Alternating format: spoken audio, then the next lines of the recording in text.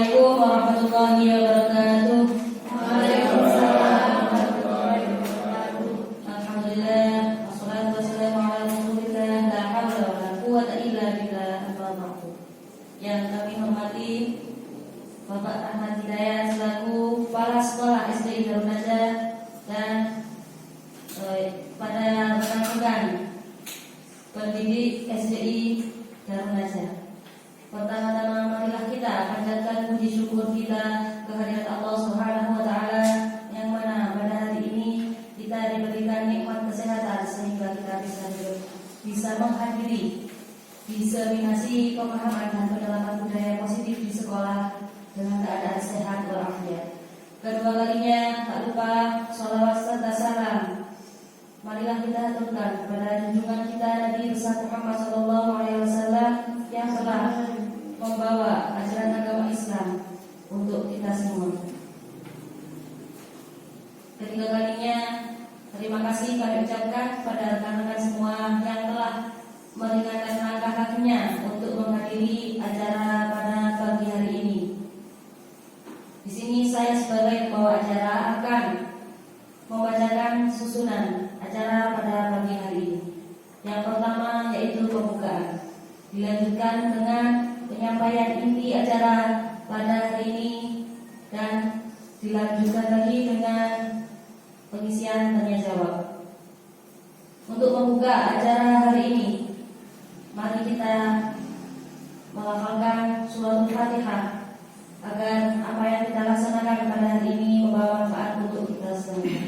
Ala hadhihi niyah Al-Fatihah.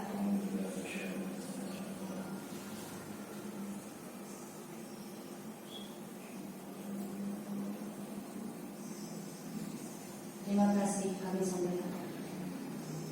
Melanjutkan acara yang kedua yaitu acara inti dari diseminasi pemahaman dan penerapan budaya positif di sekolah yang akan disampaikan oleh Bapak Ahmad Hadi SPD selaku calon guru penggerak angkatan 7. Pada Bapak Hadi, waktu dan tempat disilakan.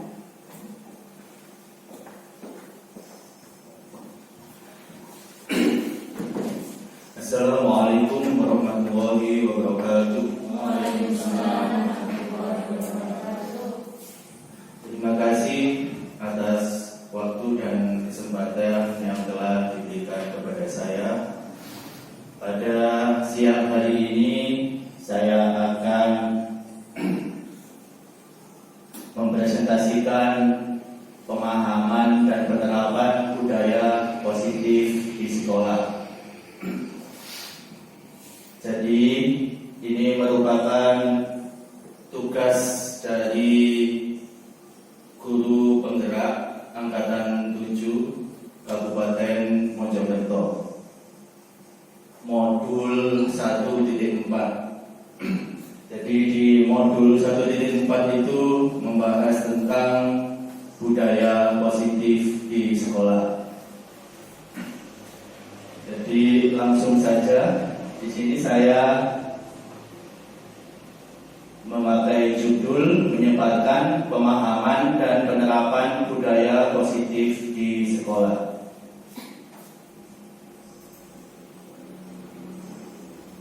Sebelum kita ke materi budaya positif, saya akan mengajak Bapak Ibu Guru SDI Darun Najah merenungi sebentar apa itu tujuan pendidikan.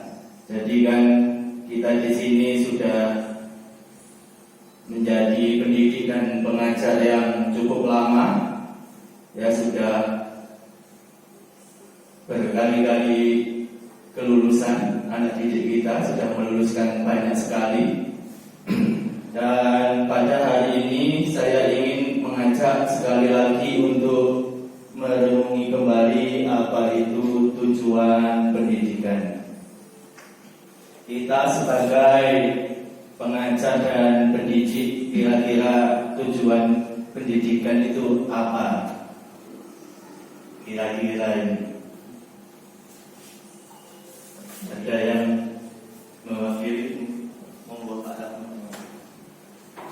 Terima kasih. tujuan pendidikan sesuai dengan yang tertuang dalam undang-undang. Kalau saya, tujuan pendidikan nasional khususnya mencerdaskan kehidupan bangsa sesuai dengan yang tercantum di pembukaan Undang-Undang Besar 75. Kemudian juga nanti diturunkan atau dijawantahkan dalam beberapa undang-undang terkait pendidikan, termasuk sampai pada tujuan pendidikan di dalam nasi sendiri. Kalau di dalam nasi sendiri, ya utamanya itu mencerdaskan kehidupan bangsa, kemudian sesuai dengan visi dari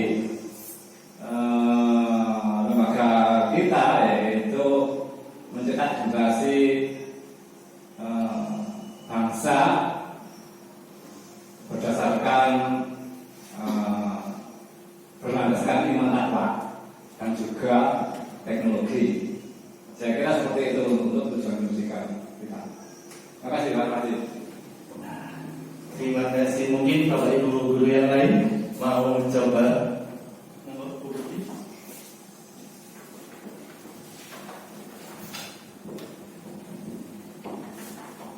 Baik, terima kasih. Kalau menurut saya tujuan pendidikan adalah mengembangkan siswa jadi pribadi yang lebih baik lagi, dari tidak tahu menjadi tahu, terus perilakunya juga jadi berkembang lebih baik lagi, tidak hanya kognitif tapi sikap dan keterampilan juga.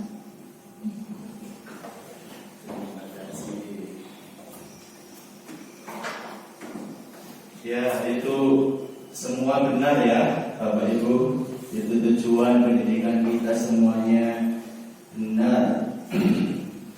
Nah, di sini saya menuliskan tentang tujuan pendidikan menurut Ki Hajar Dewantara.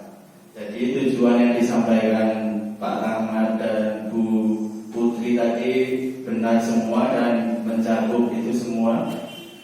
Ini Bapak kita, Bapak pendidikan kita, Ki Hajar Dewantara.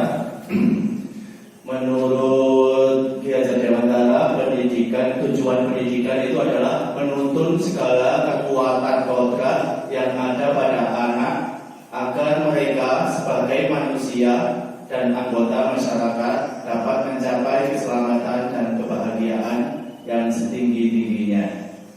Jadi di sini maksudnya menuntun. Jadi ada kata menuntun. Ini nanti yang akan kita bahas selanjutnya ya. Jadi menuntun guru di sini untuk mencapai yang menurut Pak Rahmat tadi mencerdaskan kehidupan bangsa. Untuk mencapai tujuan itu sesuai dengan undang-undang itu ada langkah-langkahnya.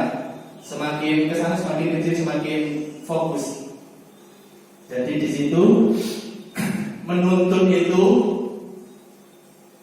adalah fungsi dari guru yang sekarang. Jadi ini program yang IKM itu, BMN IKM itu merubah di situ ya. Jadi guru itu kalau kita dulu selama ini sudah berpuluh tahun di sini, itu kan lebih cenderung kita merasa sebagai guru yang serba bisa.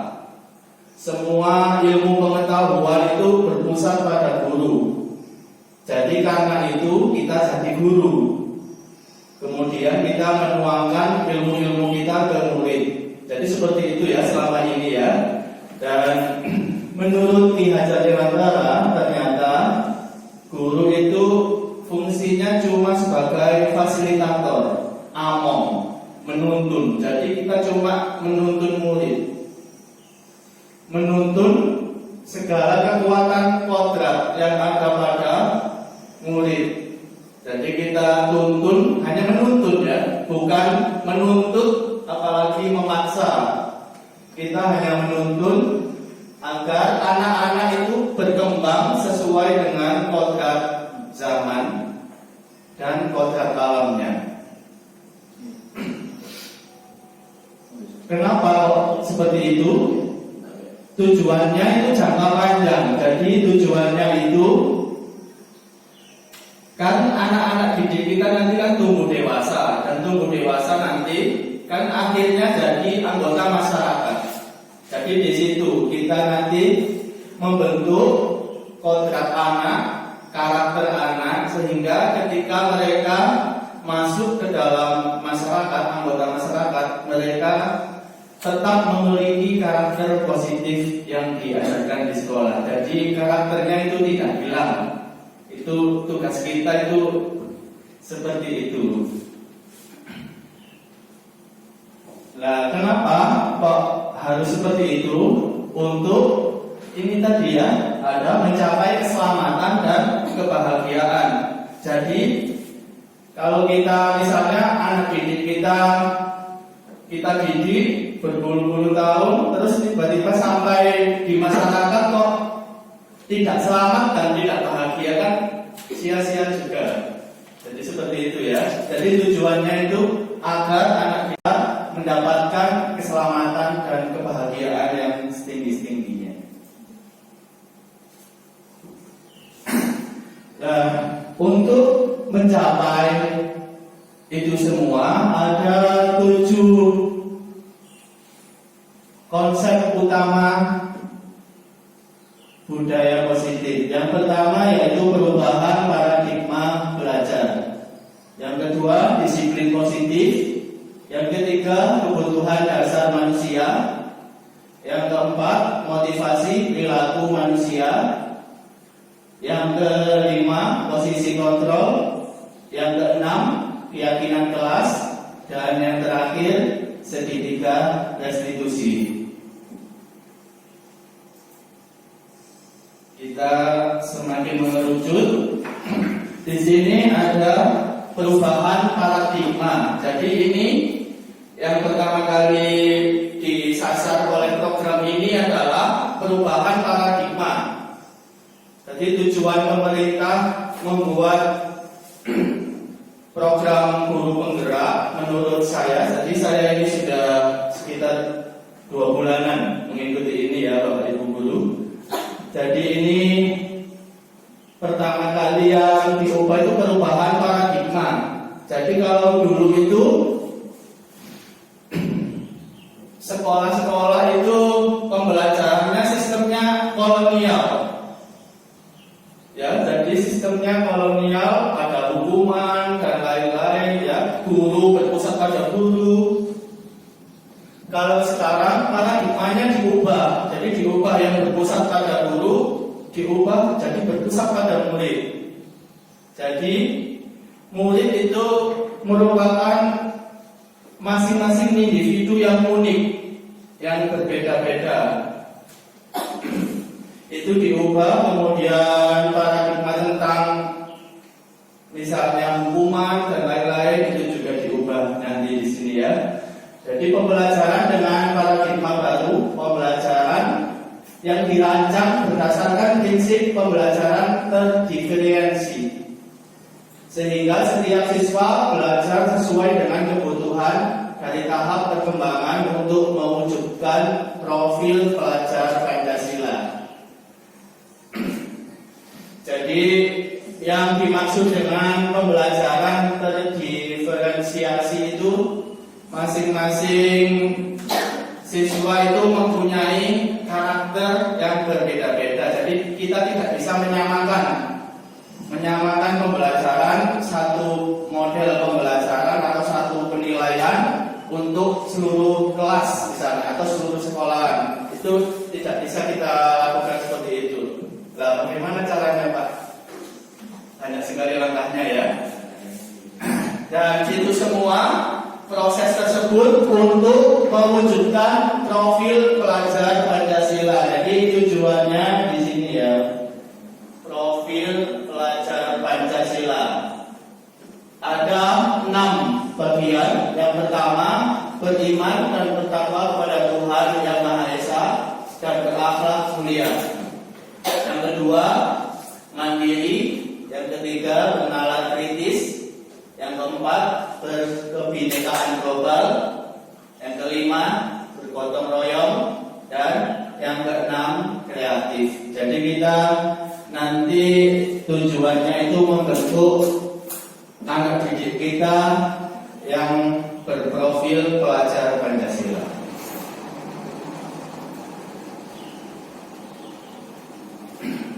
Dan untuk mencapai tujuan tersebut, untuk mencapai tujuan anak didik yang berprofil pelajar Pancasila, langkah yang pertama yaitu menerapkan disiplin sekolah.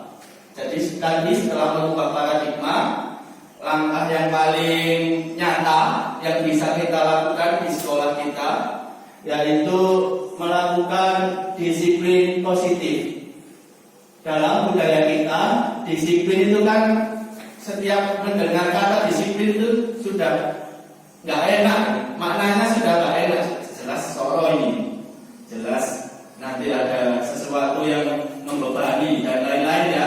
Kalau kita mendengar kata disiplin itu selalu seperti itu yang muncul di benak kita. Di sini dalam budaya kita, disiplin dimaknai sebagai sesuatu yang dilakukan seseorang pada orang lain untuk mendapatkan kepatuhan. Disiplin seringkali dihubungkan dengan ketidaknyamanan. Jadi kita sebagai guru kalau mendengar kata disiplin juga tidak nyaman, murid-murid kita juga sama. Jadi merubah itu bagaimana? Nah ini di sini nanti ya kita bahas bersama-sama. Sebagai pendidik, tujuan kita adalah mewujudkan siswa dengan disiplin diri sehingga mereka bisa berperilaku dengan mengacu pada nilai-nilai kebajikan universal dan memiliki motivasi intrinsik bukan menerapkan disiplin positif di sekolah ini untuk memunculkan motivasi intrinsik. Jadi apa itu motivasi intrinsik? Yaitu motivasi yang tumbuh dari kesadaran diri sendiri, ya, bukan dipengaruhi oleh orang lain. Jadi misalnya Bu Putri datang ke sekolah jam 7 pagi atau jam 7 sebelum jam 7, selalu tepat waktu berangkatnya. Itu motivasi yang diharapkan itu tumbuh dari dirinya Bu Putri sendiri, bukan karena misalnya biar gajinya utuh atau biar dipuji sama Pak Rahmat, oh dapat pujian dari kepala sekolah, bukan seperti itu ya. Jadi motivasi Bu Putri yang rajin selama ini masuk ke sekolah itu bukan karena pujian Pak Kepala Sekolah atau bukan karena biar gajinya utuh, tapi karena muncul dari dirinya sendiri. Lah itu yang akan kita budayakan di sekolah kita pada hari-hari berikutnya, termasuk kepada siswa.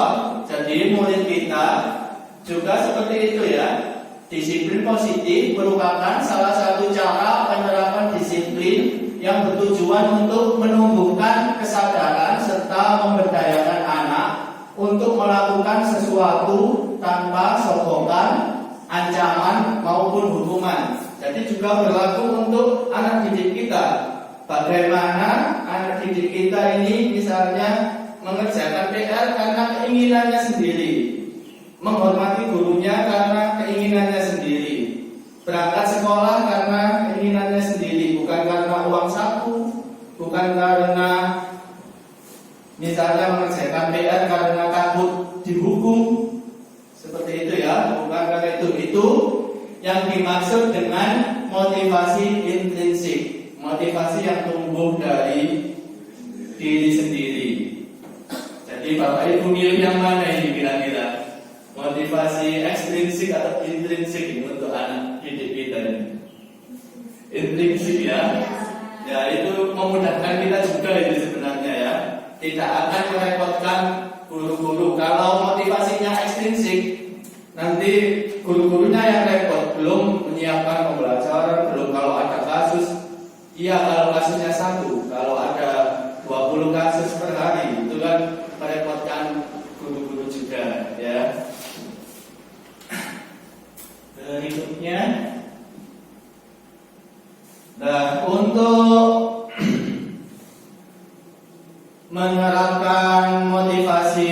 intrinsik tadi untuk berperilaku tadi, baik perilaku guru maupun perilaku siswa kita, itu pasti dilatar belakangi oleh kebutuhan dasar manusia.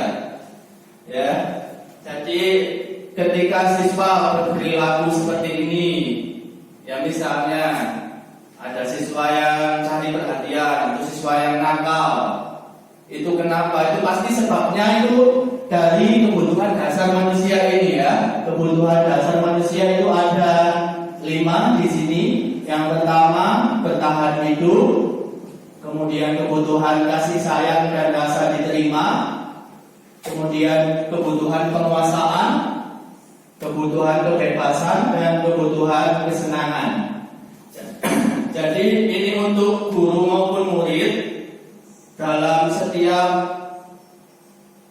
berperilaku selalu didasari 5 ini. Jadi misalnya untuk yang bertahan hidup itu berhubungan dengan fisik, misalnya makan, minum, seperti itu ya. Jadi misalnya ada kasus murid kita yang mengambil makanan temannya, misalnya ya, memaksa mengambil makanan temannya terus dimakan. Itu tinggal mencari di 5 ini kira-kira yang mana. Oh ternyata ditanya tidak sarapan dan lupa membawa uang saku, akhirnya kelaparan mengambil, minta temannya tidak dikasih, akhirnya diambil, seperti itu ya. Jadi akhirnya itu motivasinya apa? Itu karena kebutuhan dasar manusia bertahan hidup di situ. Jadi kalau kita memahami 5 kebutuhan dasar ini, nanti bisa memilah-milah kasus sesuai dengan kebutuhan dasarnya ya. Misalnya kasih sayang dan rasa diterima. Murid-murid kita misalnya ada yang kita datang tiba-tiba dipeluk, misalnya anak kelas 1, Pak Rahmat datang, duduk, mau Pak Rahmat semuanya. Nah, itu kan motivasinya termasuk kebutuhan dasar kasih sayang. Atau misalnya ada anak nawakal, padahal sebenarnya anaknya itu pintar tapi nawakal. Setelah ditanyai ternyata tidak mendapatkan kasih. Ternyata kenakalannya itu bentuk untuk dia diperhatikan Bapak Ibu guru. Kemudian penguasaan ini terlihat biasanya itu ada anak yang nyuruh anak yang lain, nyuruh misalnya belikan jajan, jadi nggak beli sendiri. Atau misalnya pas pemilihan ketua kelas, semuanya berebut kepingin jadi ketua kelas. Itu termasuk kebutuhan dasar penguasaan. Kemudian kebebasan. Berikutnya kebebasan ini tidak, jadi ini berlaku untuk guru dan murid ya, semuanya ini ya. Tidak hanya berlaku untuk anak-anak, tapi juga berlaku untuk orang dewasa. Untuk kebebasan ini kita semua pasti tidak suka diatur-atur ya. Kebanyakan aturan dan lain-lain itu pasti tidak suka. Tidak boleh ini, tidak boleh itu, tidak boleh begini, tidak boleh begitu ya. Itu anak-anak pasti semakin tidak nyaman. Jadi semakin banyak peraturan, anak-anak akan semakin tidak nyaman. Ada peraturan dari luar, semakin tidak nyaman. Berikutnya untuk kesenangan. Untuk kesenangan ini semua pasti butuh kesenangan ya. Kalau misalnya Bapak Ibu guru model pembelajarannya tidak menyenangkan di kelas, misalnya model pembelajarannya berpusat pada guru, kemudian anak-anak bad mood, tidak senang, itu sudah iya-iya saja, tapi sebenarnya pikirannya itu sudah nunggu bel sekolah ya, nunggu bel istirahat. Kapan ini bel istirahat ini ya? Jadi kenapa kok pikirannya sudah di luar? Karena sudah kepingin jajan dan bermain dengan teman-temannya. Ini menandakan ada kebutuhan dasar kesenangan. Bagaimana caranya ya? Kita harus pintar-pintar membuat media pembelajaran yang menyenangkan bagi murid kita. Biar murid kita ini misalnya ada bel istirahat, itu kok sudah bel sih, padahal ini belum, pelajarannya masih enak ini kok sudah bel. Jadi malah nggak kepingin istirahat. Itu ya kalau pembelajarannya menyenangkan. Selanjutnya itu dari 5 kebutuhan dasar manusia, dan dari 5 kebutuhan dasar manusia itu ada motivasi perilaku manusia. Jadi punya motivasi. Kenapa? Motivasi itu merupakan dorongan yang timbul pada diri seseorang secara sadar atau tidak sadar untuk melakukan suatu tindakan dengan tujuan tertentu. Jadi yang paling umum itu ada 2 motivasi itu ya, menghindari ketidaknyamanan dan hukuman, kemudian mendapatkan penghargaan atau imbalan dari orang lain. Jadi ini berlaku tidak hanya di sekolah, tapi juga di masyarakat umum. Jadi yang paling banyak itu 2 ini ya, menghindari ketidaknyamanan dan hukuman serta mendapat penghargaan atau imbalan. Sedangkan yang paling jarang itu yang ketiga, yang menghargai nilai-nilai kebijakan, kebajikan dari diri sendiri. Ini nanti yang akan kita bentuk di karakter murid-murid kita SDI Darun Najar. Jadi kita akan membentuk murid-murid yang melakukan disiplin diri karena sadar akan nilai kebajikan dalam dirinya sendiri. Ini merupakan motivasi intrinsik tadi ya, menumbuhkan karakter itu nanti karakter tersebut akan bertahan lama dibandingkan dengan karakter yang dibentuk dari menghindari ketidaknyamanan hukuman maupun imbalan.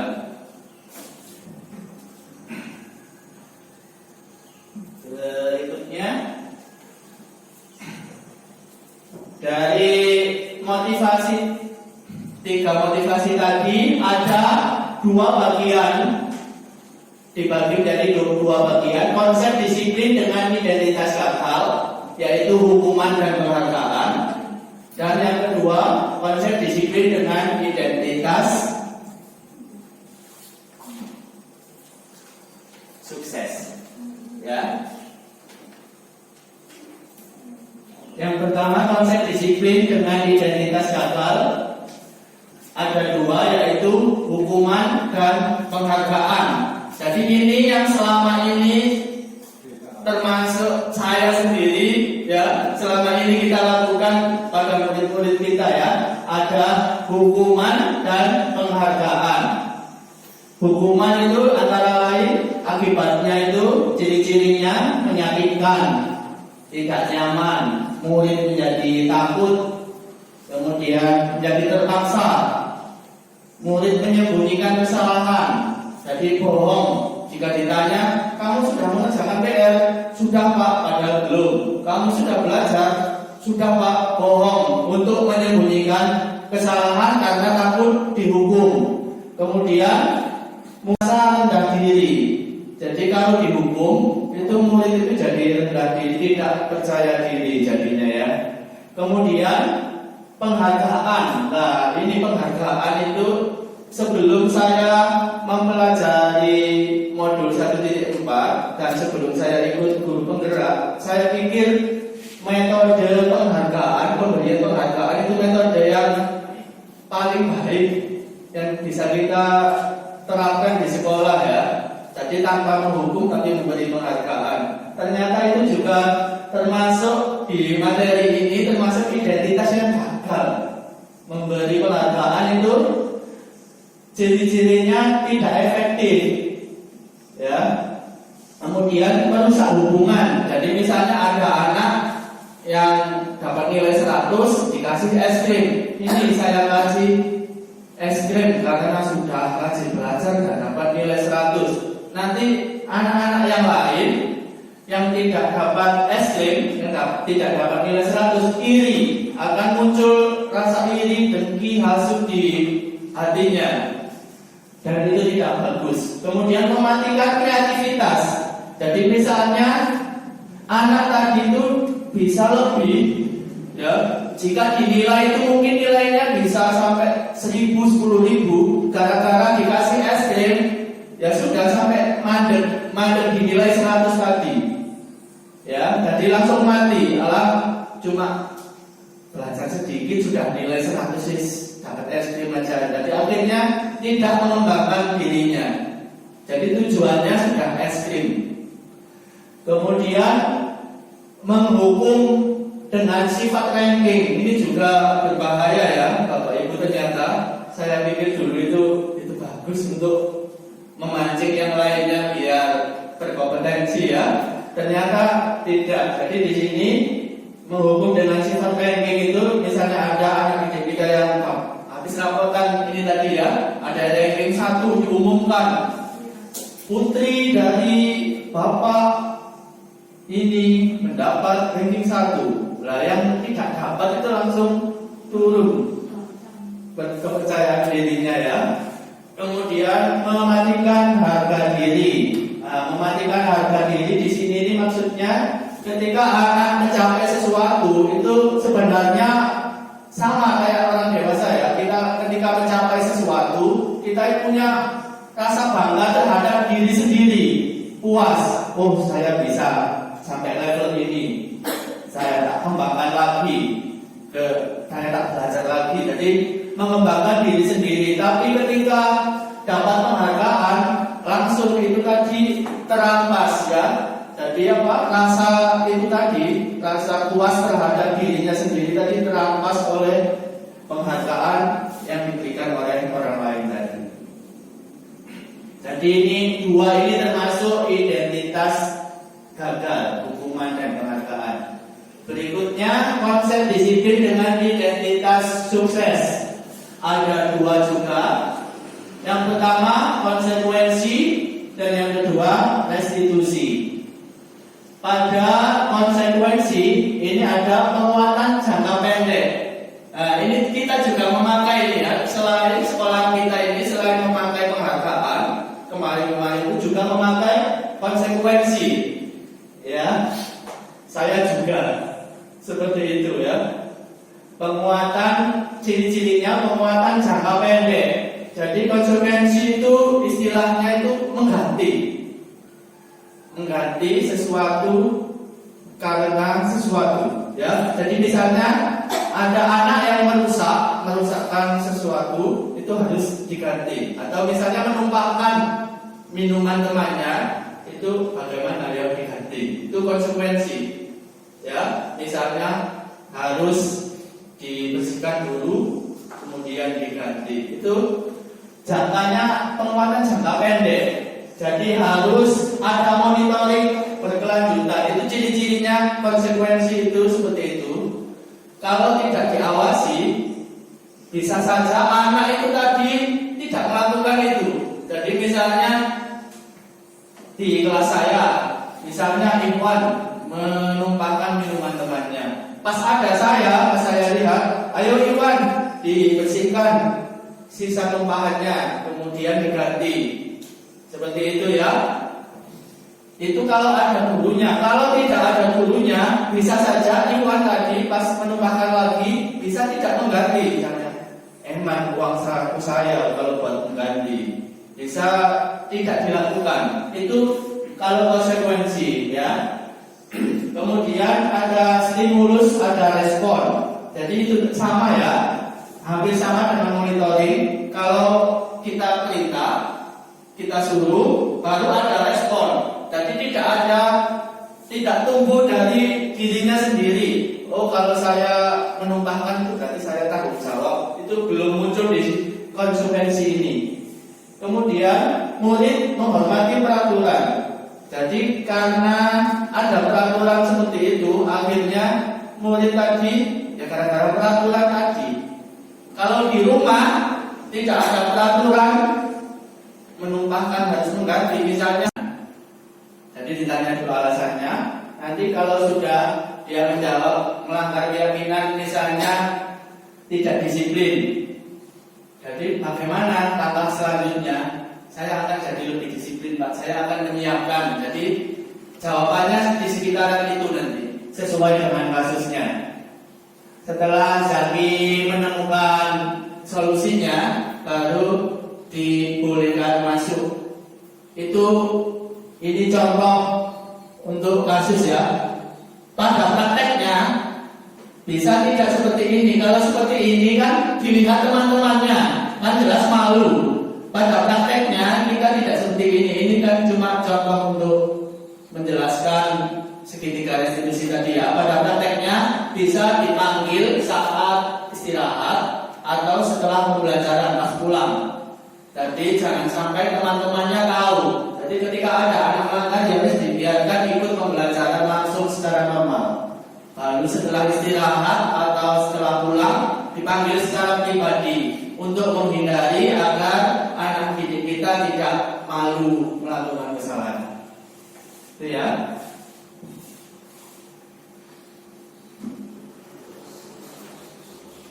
Berikutnya ini ada kasus 2. Ada Satria ya. Satria ini tidak mengerjakan PR. Jadi yang sama caranya menstabilkan identitas, kemudian memvalidasi tindakan yang salah, ya. Jadi alasannya kenapa Satria tidak mengerjakan PR. Jadi misalnya alasannya karena terlalu capek bermain, akhirnya ketiduran, akhirnya lupa, ya seperti itu. Akhirnya itu alasannya tidak mengerjakan PR. Jadi baru kemudian menanyakan keyakinan, melanggar keyakinan yang mana. Ternyata pas dilihat keyakinan kelasnya melanggar keyakinan tidak bertanggung jawab. Solusinya bagaimana? Solusinya biarkan Satria mencari solusi. Oh ternyata saya harus memanage waktu, bermainnya dikurangi, mengerjakan PR dulu, kemudian baru bermain. Itu biar Satria sendiri yang menentukan solusinya dari dalam ini. Kita tidak perlu mengasih solusinya ya. Jadi biar tumbuh dari dirinya Satria sendiri. Setelah itu kalau sudah menemukan solusi dari dirinya sendiri, permasalahan sendiri, itu nanti besok-besoknya Satria akan lebih rajin dan akan terus mengerjakan PR dari dirinya sendiri tanpa disuruh ibunya atau tanpa disuruh bapak ibu guru. Jadi otomatis mengerjakan PR dulu baru bermain.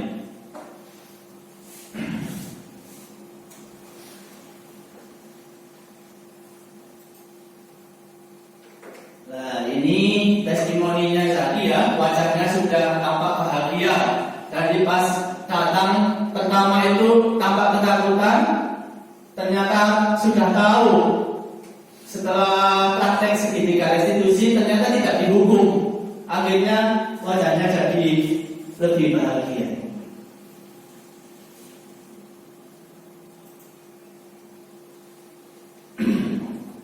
Jadi demikian dalam penerapan program disiplin positif, hendaknya guru memiliki standar kepribadian profesional dan sosial yang baik, di mana guru merefleksi diri pada posisi kontrolnya, bagaimana perjalanan dirinya sebagai seorang among, menuntun posisi manajer yang menuntun murid-muridnya menjadi insan yang mandiri, merdeka, dan bertanggung jawab sesuai dengan standar nasional pendidikan.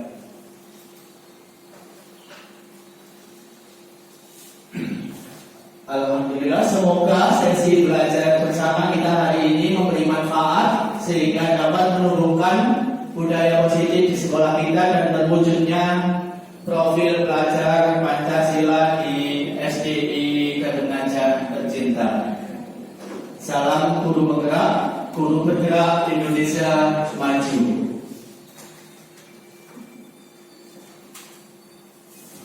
Terima kasih. Assalamualaikum warahmatullahi wabarakatuh.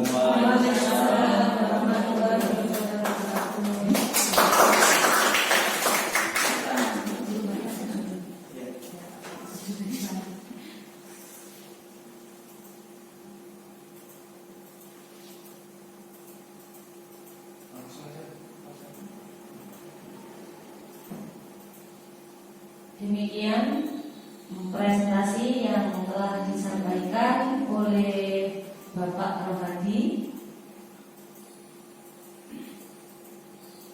Dari panjangnya pemaparan yang telah disampaikan, pasti Bapak Ibu mempunyai bukan jadi tawaran, boleh dilakukan, boleh tidak. Kemudian menuntun untuk melihat ke dalam diri. Jadi siswa tadi itu ketika melakukan kesalahan langsung kembalinya ke dirinya sendiri. Kenapa saya kok melakukan ini? Bagaimana cara memperbaikinya? Jadi langsung seperti itu ya. Kemudian mencari kebutuhan dasar yang mendasari tindakan. Jadi kebutuhan dasar manusia 5 tadi ya, itu kira-kira masuk yang mana.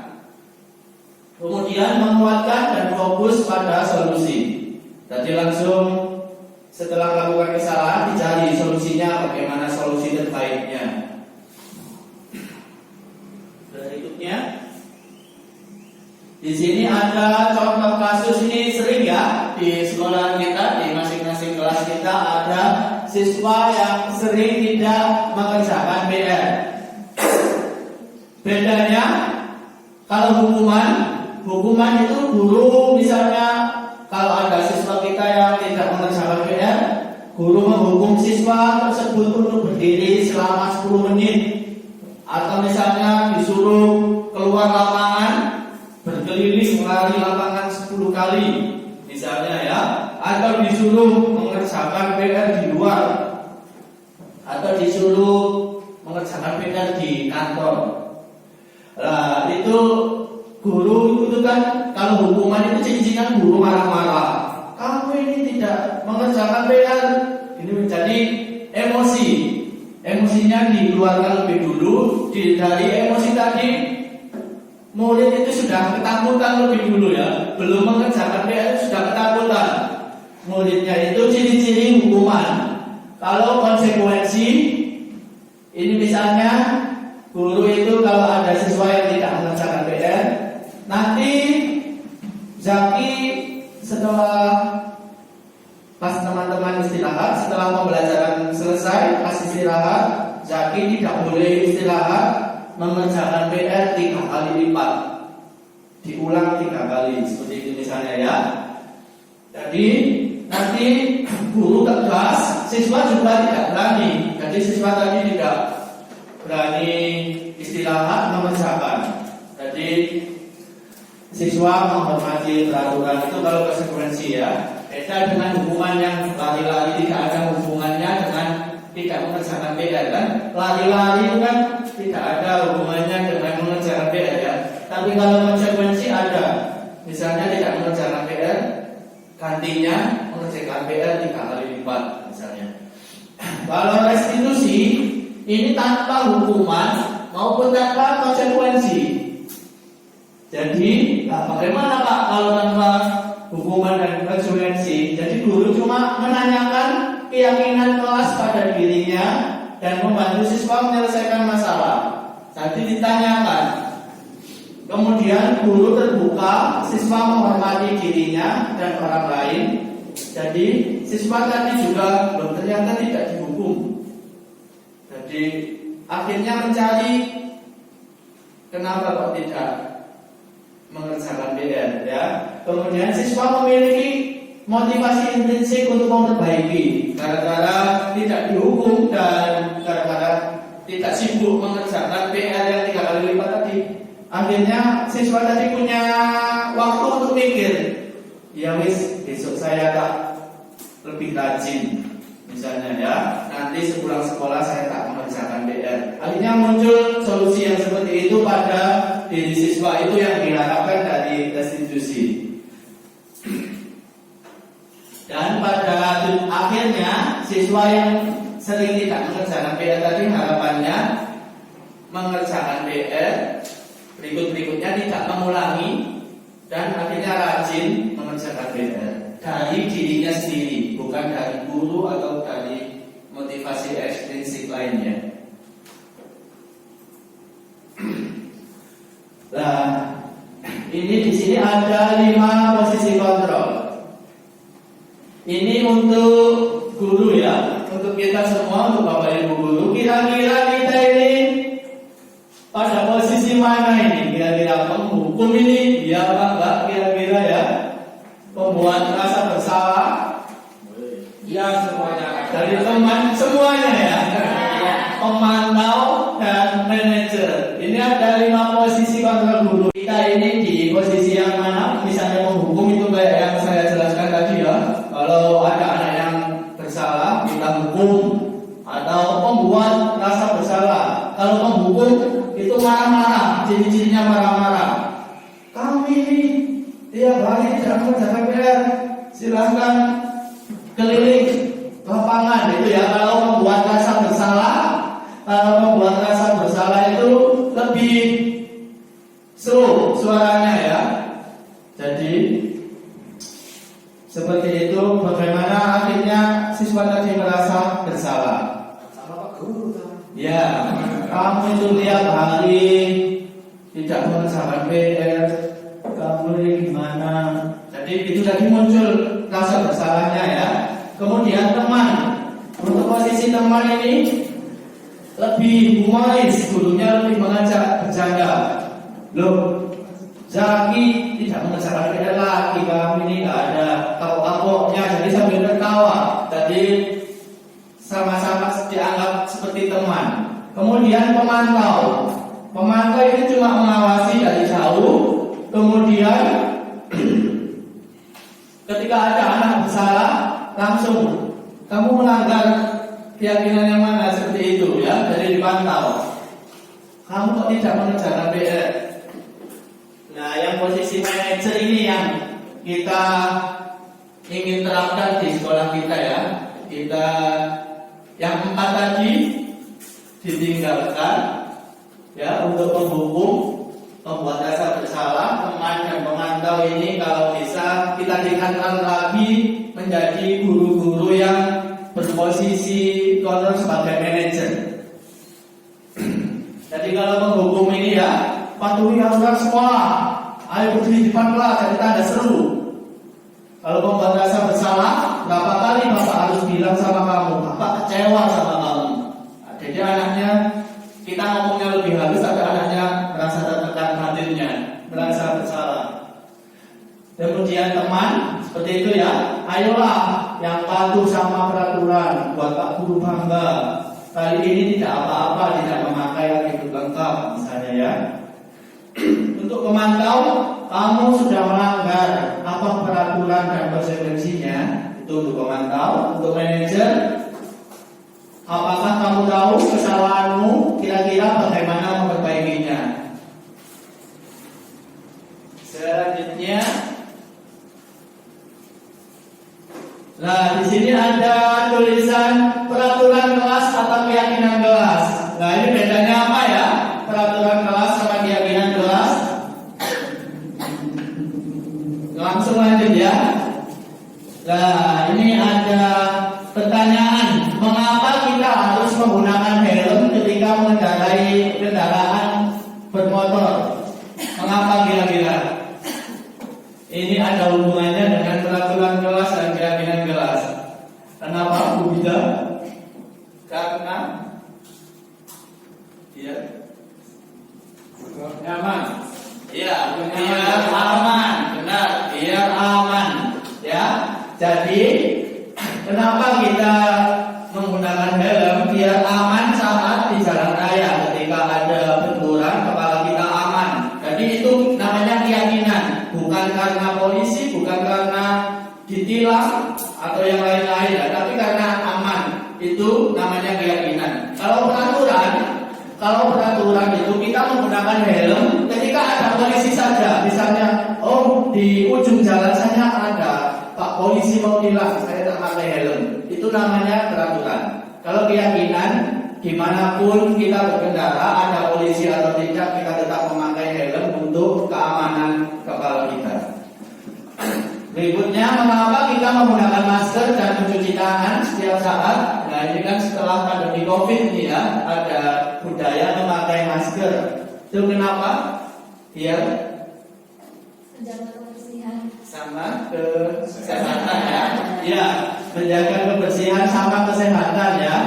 Jadi ketika sekarang pandemi sudah berlalu, kita ketika pilek kita pakai masker. Padahal dulu sebelum COVID kita pilek ya nggak pakai masker biasa saja. Ya, itu bedanya. Jadi karena alasan kesehatan, bukan karena yang lain-lain. Itu namanya kesehatan keyakinan. Beda dengan peraturan tadi ya. Dan di sini ada, ini sudah saya praktekkan. Jadi setelah saya mendapatkan materi dari program guru penggerak, langsung saya praktekkan di kelas 6. Jadi ini menjawab pertanyaan Bapak Ibu, kenapa kok kelas 6 dipimpin Pak Rohadi kok nganut-nganut anaknya kok beda ya? Iya dari ini ya. Jadi saya mempraktekkan keyakinan kelas bersama murid-murid saya. Di sini yang pertama langkah-langkahnya membuat keyakinan kelas, bukan peraturan kelas ya. Bukan membuat peraturan kelas. Kalau peraturan kelas kita guru yang membuat, siswa yang mentaati. Kalau keyakinan kelas, guru dan siswa membuat bersama-sama, ditaati bersama-sama. Jadi saya sebagai juga kan terkena peraturan ini, terkena keyakinan kelas ini.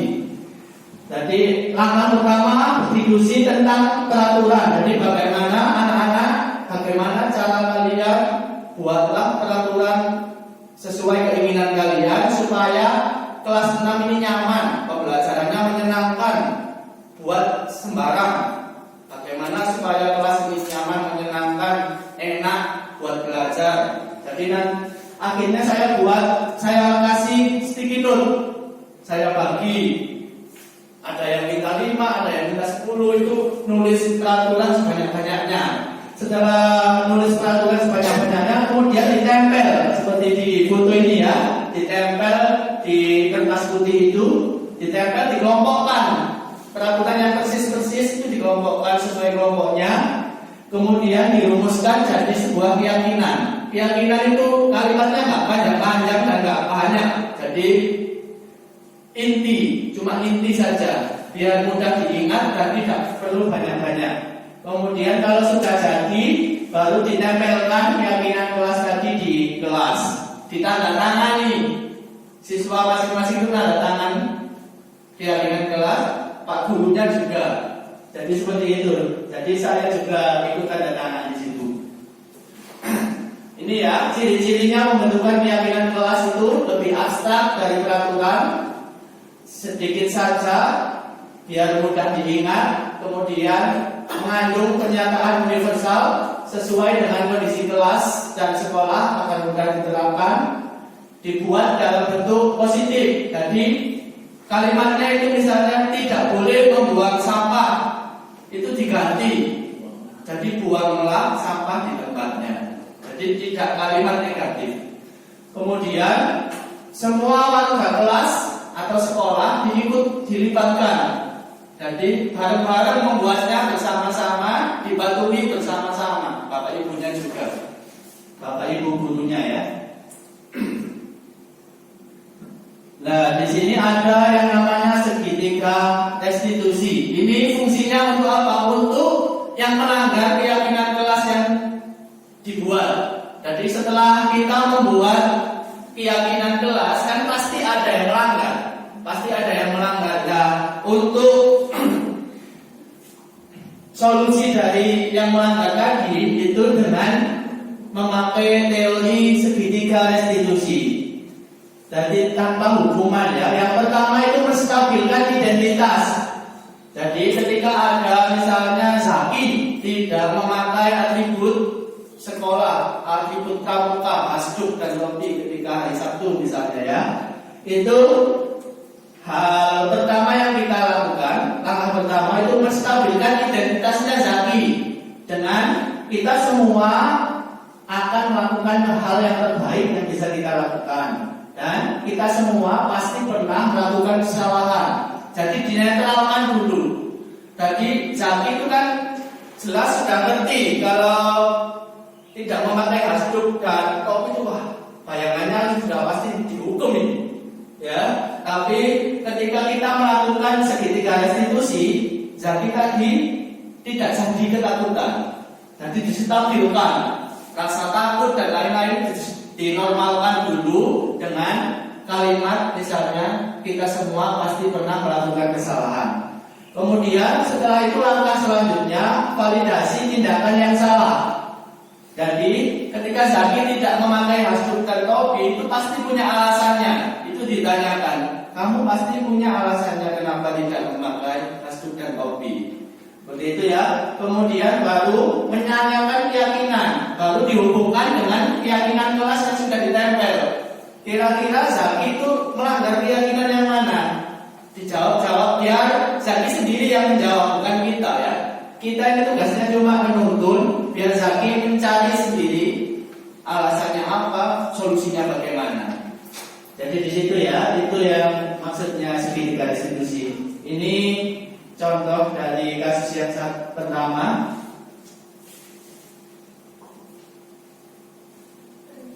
Internetnya ya.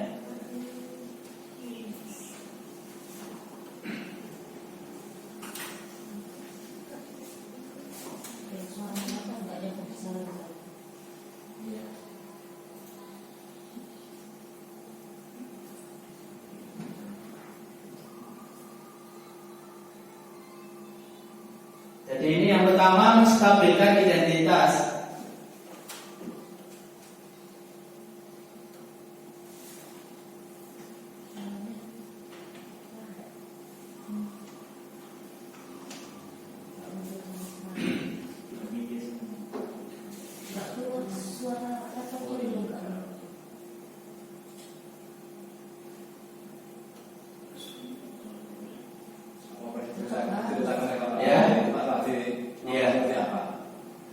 Jadi ini saya mulai menstabilkan identitas dulu. Di situ kelihatan wajahnya zaki ketakutan ketika tidak memakai hasduk.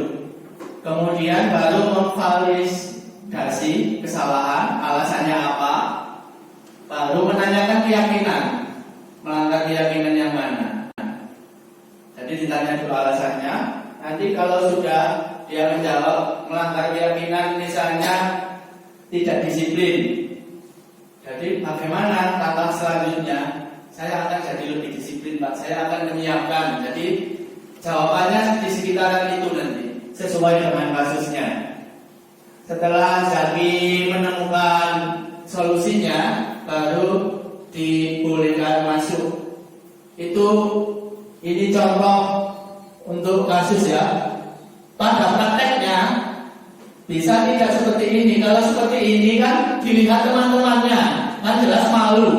Pada prakteknya kita tidak seperti ini. Ini kan cuma contoh untuk menjelaskan segitiga restitusi tadi ya. Pada prakteknya bisa dipanggil saat istirahat atau setelah pembelajaran pas pulang.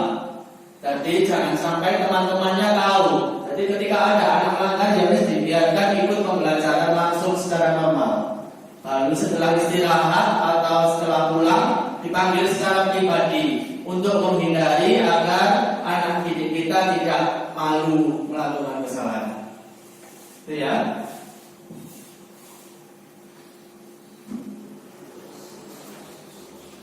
Berikutnya ini ada kasus 2. Ada Satria ya. Satria ini tidak mengerjakan PR. Jadi yang sama caranya menstabilkan identitas, kemudian memvalidasi tindakan yang salah, ya. Jadi alasannya kenapa Satria tidak mengerjakan PR. Jadi misalnya alasannya karena terlalu capek bermain, akhirnya ketiduran, akhirnya lupa, ya seperti itu. Akhirnya itu alasannya tidak mengerjakan, lupa tidak mengerjakan PR. Jadi baru kemudian menanyakan keyakinan, melanggar keyakinan yang mana. Ternyata pas dilihat keyakinan kelasnya melanggar keyakinan tidak bertanggung jawab. Solusinya bagaimana? Solusinya biarkan Satria mencari solusi. Oh ternyata saya harus memanage waktu, bermainnya dikurangi, mengerjakan PR dulu, kemudian baru bermain. Itu biar satria sendiri yang menentukan solusinya dari dalam diri. Kita tidak perlu mengasih solusinya ya. Jadi biar tumbuh dari dirinya satria sendiri. Setelah itu kalau sudah menemukan solusi dari dirinya sendiri, permasalahan sendiri, itu nanti besok-besoknya satria akan lebih rajin dan akan terus mengerjakan PR dari dirinya sendiri tanpa disuruh ibunya atau tanpa disuruh bapak ibu guru. Jadi otomatis mengerjakan PR dulu baru bermain.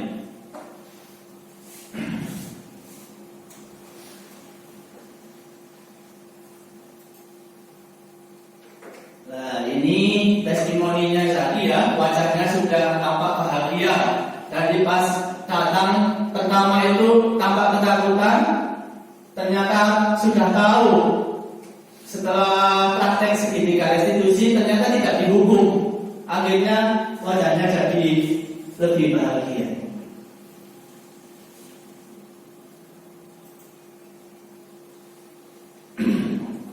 Jadi demikian dalam penerapan program disiplin positif, hendaknya guru memiliki standar kepribadian profesional dan sosial yang baik, di mana guru merefleksi diri pada posisi kontrolnya, bagaimana perjalanan dirinya sebagai seorang among, menuntun posisi manajer yang menuntun murid-muridnya menjadi insan yang mandiri, merdeka, dan bertanggung jawab sesuai dengan standar nasional pendidikan.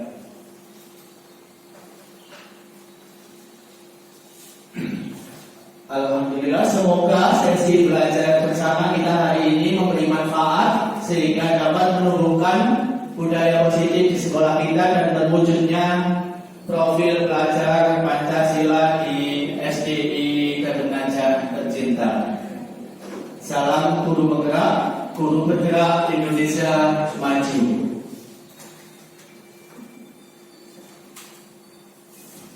Terima kasih. Assalamualaikum warahmatullahi wabarakatuh.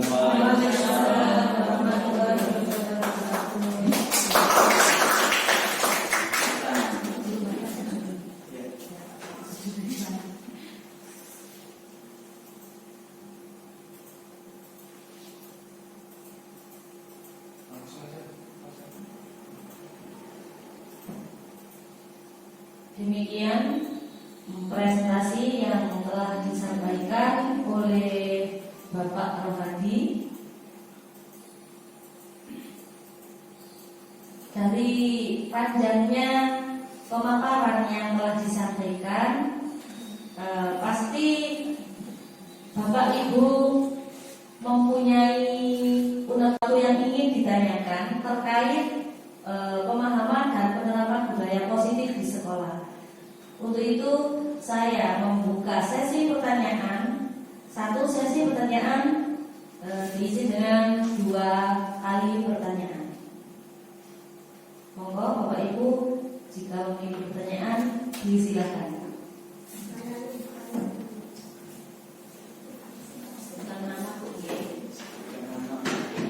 Masuk kelas berapa?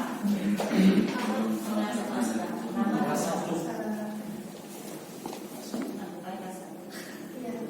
Nama saya Endra Mamati. Di sini saya selaku guru kelas 1. Setelah mendengarkan pemaparan dari Pak Rohadi tadi, di sini saya sangat tertarik dengan segitiga restitusi. Kebetulan saya kan guru kelas 1. Anak-anak di kelas 1 saya rasa belum terlalu memahami peraturan kalau tidak diberi hukuman maupun penghargaan. Menurut Pak Rohadi, bagaimana cara mengatasinya? Terima kasih. Berikutnya langsung dijawab apa langsung pertanyaan? Pertanyaan. Lanjut Dijawab dulu. Lanjut soal lanjut soal. Iya. Siap. Monggo, siapa? Saya oke, monggo.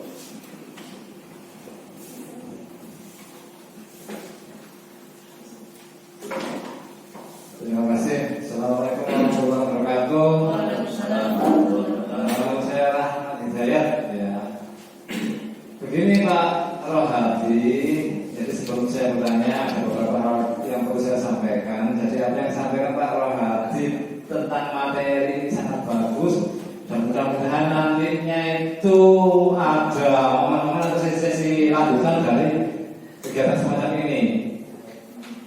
Sepertinya ini butuh waktu yang agak banyak, agak panjang lagi untuk mengulas masalah disiplin positif sampai terakhir tadi restitusi.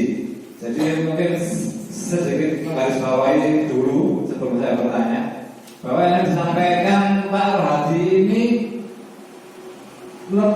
sebenarnya materi umum. Materi umum itu hubungannya dengan manusia. Jadi tidak sebenarnya ini materi atau ilmunya itu tidak fokus guru, murid atau tapi manusia. Jadi misalnya tadi dasar setiap orang itu pasti akan melakukan sesuatu itu berdasarkan apa tadi Pak Rohadi yang misalnya kebutuhan dasar manusia. Jadi itu tidak hanya murid. Jadi bisa juga nantinya kita gunakan di rumah tangga, di masyarakat, untuk diri kita sendiri. Jadi itu kemudian dalam pelaksanaannya, dalam pelaksanaannya biasanya seperti ini. Dulu sempat dalam sebuah rapat saya sedikit masalah ini. Cuma kesulitannya di antaranya itu apalagi dari Bu Enda ya yang kelas kecil itu diajak ngomong itu kadang-kadang belum nyambung memahami maksud. Contoh misalnya kan kalau restitusi itu kan pasti harus ditanya misalnya ditenangkan dulu. Kalau ditenangkan apa istilahnya tadi menstabilkan bisa dengan bahasa Bapak Ibu guru, anak-anak tidak takut, kemudian tidak merasa gimana dia merasa dihargai, tidak dipersalahan sebetulnya. Kemudian memvalidasi kesalahan, misalnya kenapa kok kamu melakukan ini, itu kadang-kadang jawabannya nggak nyambung dengan tidak sesuai dengan konteks yang dibicarakan. Atau kemudian ditanya kira-kira setelah itu kamu bagaimana, misalnya tidak mengerjakan PR, kenapa tidak mengerjakan PR, lupa, kira-kira kenapa ya kamu kok lupa, misalnya dia tidak punya pikiran dia lupa itu bagaimana, tapi apa ya kira-kira. Sehingga karena memang itu bukan karena anak ini pandai atau belum, karena memang tingkatan kedewasaannya belum. Jadi misalnya kalau anak SMP, SMA itu bisa. Mungkin anak SD juga bisa, tapi saya merasa masih kesulitan ketika teman-teman itu lupa, kenapa kamu lupa? Dia nggak bisa jawab. Atau misalnya tidur, kenapa kamu kecapean? Karena saya hasilnya main. Kenapa kamu kok main? Kenapa kamu kok bisa mengatur waktu? Akhirnya entah meskipun itu nantinya tetap akhirnya jawabannya itu tidak fokus ke kira-kira keyakinan yang bisa kita harapkan. Sampai juga ada misalnya pertanyaan berikutnya adalah terus kira-kira keyakinan apa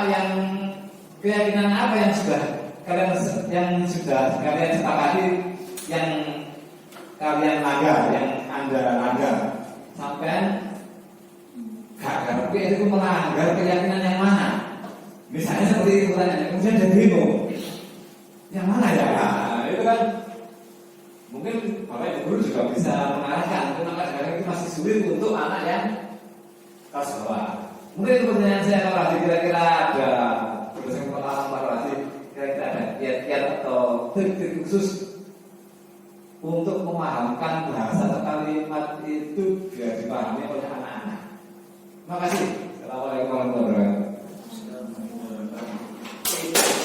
Ada yang lain? Sekalian jawabnya sudah.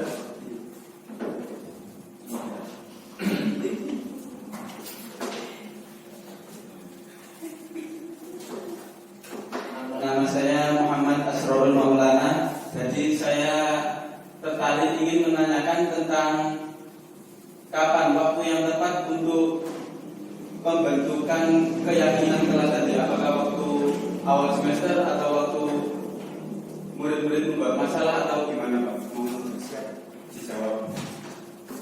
Terima kasih Pak. Alhamdulillah ada 3 pertanyaan ya, dan saya akan mencoba menjawab di sini. Untuk pertanyaan Bu Enda dan Pak Rahmat itu hampir sama ya. Jadi kasusnya di kelas bawah atau kelas 1 itu bagaimana cara memahamkan, itu ya. Jadi benar apa kata Pak Rahmat. Jadi ini sebenarnya proyek jangka panjang kita. Jadi ini tujuannya supaya karakter ini bertahan sampai anak-anak kita bermasyarakat, hidup bermasyarakat. Dan untuk memulainya memang tidak mudah ya. Jadi butuh perjuangan. Di sini tantangannya ya. Jadi ini kita nanti saling berkolaborasi antara guru kelas 1, guru kelas 2, 3, 4, 5, 6 itu saling bekerja sama. Kalau ada kesulitan, misalnya bagaimana cara memahamkan untuk anak yang kelas 1. Jadi bahasa itu kan bisa disederhanakan ya. Misalnya kelas 6 itu memakai bahasa. Jadi kamu tahu kan keyakinan apa yang dilanggar itu sudah paham ya untuk kelas 6. Kalau untuk kelas 1 bagaimana? Misalnya untuk tadi Pak Rahmat untuk menstabilkan identitas, untuk menormalkan identitas itu bagaimana kalau anak kelas 1? Nah itu tantangannya kita semua ya. Bagaimana kita menormalkan, nggak harus pakai kalimat. Kalau misalnya anak kelas 1 tadi identitasnya belum normal ya, masih ketakutan, masih emosi dan lain-lain, bagaimana cara kita meredakan itu? Misalnya tanpa kalimat pun bisa, misalnya dengan sentuhan, dielus-elus, ya, dibelikan jajan dulu, seperti itu. Bagaimana supaya emosinya tadi anak tadi itu normal. Setelah normal, baru dilakukan yang kedua, memvalidasi tadi, ya. Memvalidasi tadi juga untuk anak kelas 1 bagaimana? Disederhanakan juga kalimatnya sesuai dengan tingkatan berpikir anak kelas 1. Seperti itu, nggak harus kalimat yang kaku. Yang penting kan intinya tadi ya. Jadi intinya itu institusi ini, pendidikan institusi itu intinya menumbuhkan solusi dari dirinya sendiri, menumbuhkan kesadaran. Tidak harus pakai kalimat seperti yang saya contohkan tadi, nggak kaku-kaku. Jadi bisa kayak menstabilkan tadi identitas dengan sentuhan, nggak apa-apa nak. Ya, nggak apa-apa, cukup dengan nggak apa-apa biasanya sudah stabil. Anak kelas 1 misalnya, itu bisa. Seperti itu Pak Rahmat dan Bu Enda. Nanti bisa kita bersama-sama saling berkolaborasi. Ini kan baru saya yang praktek di kelas 6. Ini nanti kita bareng-bareng. Saya kepinginnya ini nanti semua kelas Pak Kepala Sekolah. Jadi bisa membuat keyakinan kelas di masing-masing kelas. Jadi nanti kita saling berkolaborasi, saling membantu, membuat itu ada yang tidak dimengerti kita kerjakan bersama-sama. Seperti itu. Itu ya untuk pertanyaan Bu Enda dan Pak Kepala Sekolah. Untuk terima kasih. Sudah paham mungkin? Untuk yang pertanyaan kedua, ini tadi kapan idealnya kita melaksanakan keyakinan kelas? Idealnya itu pas tahun ajaran baru, ya, tahun ajaran baru, ya, tahun ajaran baru, murid baru kenal untuk yang kelas 1, untuk yang kelas 2, 3 kan ganti guru ya, ganti wali kelas, itu baru langsung pada perkenalan itu kita membuat kesepakatan, itu idealnya, keyakinan kelas, ya. Tapi karena ini masih program baru, saya juga baru mempraktekannya sekitar 1 bulan yang lalu. Jadi ini bisa momen setelah rapotan, ini kan liburan anak-anak ya, liburan seminggu.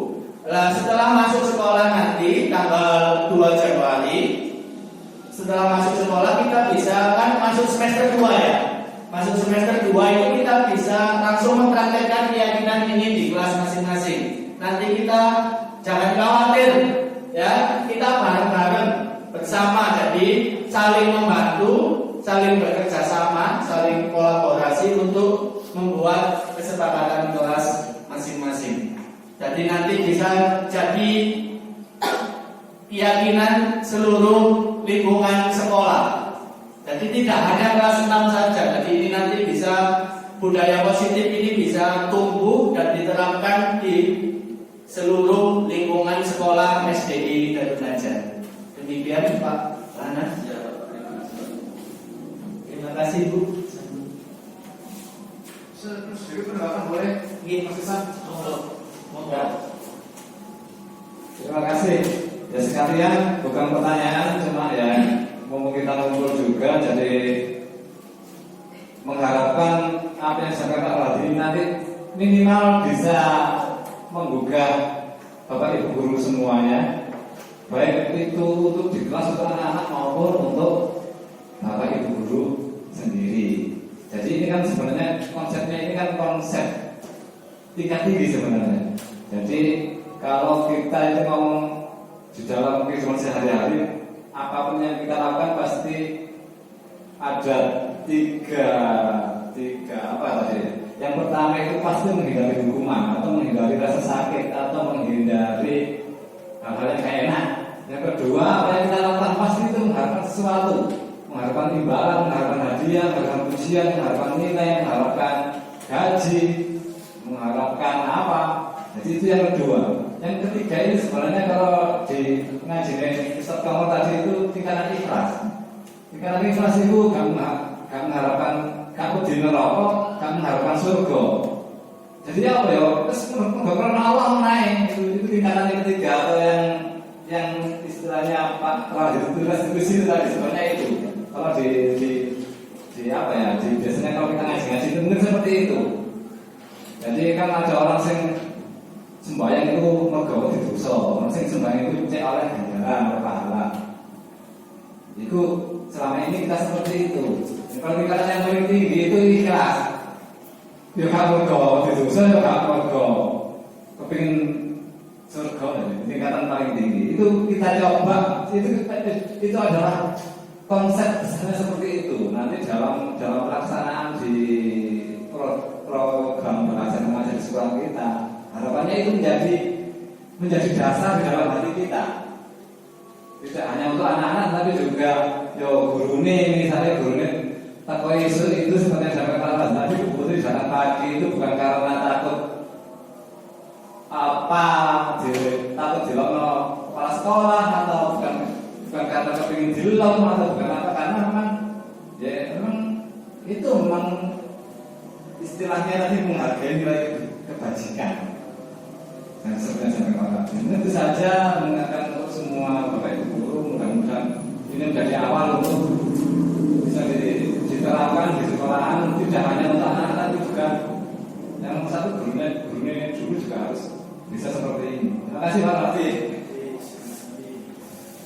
Terima kasih Pak Rahmat, kepala sekolah kita, atas nasihat-nasihatnya. Jadi nanti semester 2 kita lebih semangat lagi ya Bapak Ibu guru ya, kita buat bersama-sama keyakinan kelas, nanti saling berkolaborasi. Terima kasih. Terima kasih kami sampaikan pada Bapak Ibu guru yang telah bertanya terkait materi yang telah disampaikan oleh Pak Rohadi. Sangat baik sekali. Tadi saya hanya membuka dua pertanyaan dalam sesi tanya jawab ini. Ternyata ada tambahan-tambahan. Nah, dari tambahan-tambahan itu tentu akan menambahkan pengetahuan kita dan memantapkan apa yang telah disampaikan oleh Pak Rohadi. Terima kasih kami sampaikan Pak Rohadi dan teman-teman semua. Saya kira sudah cukup ya Pak Hadi, sudah cukup. Semoga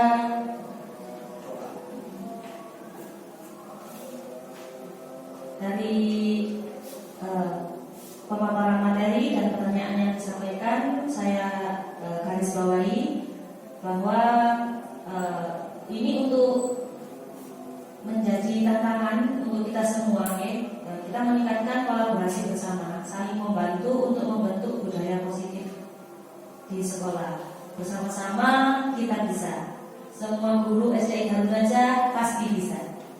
Untuk membuat aturan, ini bisa disepakati ketika tahun ajaran baru untuk membuat keyakinan. Itu bisa kita memang idealnya awal tahun ajaran baru ya, tapi kita akan mempraktekkan ke depannya dimulai dari semester 2 ke depan. Siap Bapak Ibu? Ya. Siapnya masih kurang semangat, kita kembangkan lagi. Siap Bapak Ibu? Siap. Oke, terima kasih. Untuk mengakhiri acara hari ini, agar semakin membawa barokah untuk kita, akan ditutup dengan doa. Namun sebelum itu, saya sebagai moderator pada acara hari ini menyampaikan permintaan maaf apabila ada salah kata yang kurang berkenan. Mohon maaf yang sebesar-besarnya. Saya akhiri. Assalamualaikum warahmatullahi wabarakatuh. Untuk doa kepada Bapak Komarudin disilakan.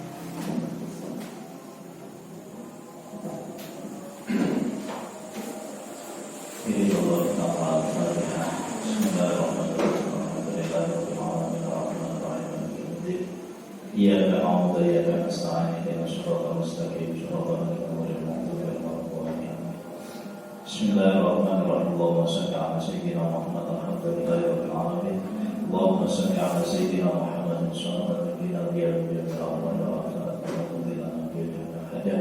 وتطهرنا بها من جميع السيئات وترفعنا بها أعلى درجات وتبلغنا بها قصر ويوم من الخيرات في الحياة وبعد الممات ربي زدني علما نافعا وارزقني فهما ربي زدني علما نافعا وارزقني فهما ربي زدني علما نافعا وارزقني فهما برحمتك كما ربيتني صغيرا ربنا آتنا في الدنيا حسنة وفي الآخرة حسنة وقنا عذاب النار وصلى الله على سيدنا محمد وعلى آله وصحبه وسلم سبحان ربك رب العزة عما يصفون وسلام على المرسلين والحمد لله رب العالمين. الفاتحة.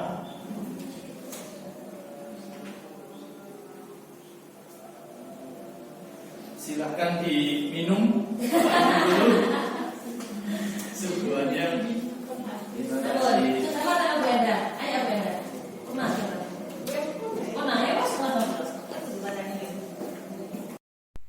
Assalamualaikum warahmatullahi wabarakatuh. Puji syukur kehadirat Allah Subhanahu wa taala yang mana pada kesempatan ini telah terlaksana sebuah kegiatan diseminasi penyebaran pemahaman dan penerapan budaya positif di sekolah. Kami ucapkan terima kasih kepada Bapak Rohadi, Bapak Ahmad Rohadi, CGP Angkatan 7 yang telah melaksanakan kegiatan tersebut. Harapan kami minimal guru-guru di SDI Darul Najah bisa mendapatkan pemahaman baru tentang budaya positif, dan nantinya ke depan harapannya ada tindak lanjut berupa kolaborasi dengan semua pihak, dengan guru, dengan kepala sekolah untuk menciptakan budaya positif yang ada di SDI Darul Najah, dengan harapan dan dengan tujuan akan tercipta adanya peningkatan kualitas karakter peserta didik di SDI Darul Najah, dan juga tercapainya tujuan penguatan profil pelajar Pancasila yang tercipta di SDI Darul Najah. Demikian yang bisa saya sampaikan. Akhirul kalam, wassalamualaikum warahmatullahi wabarakatuh.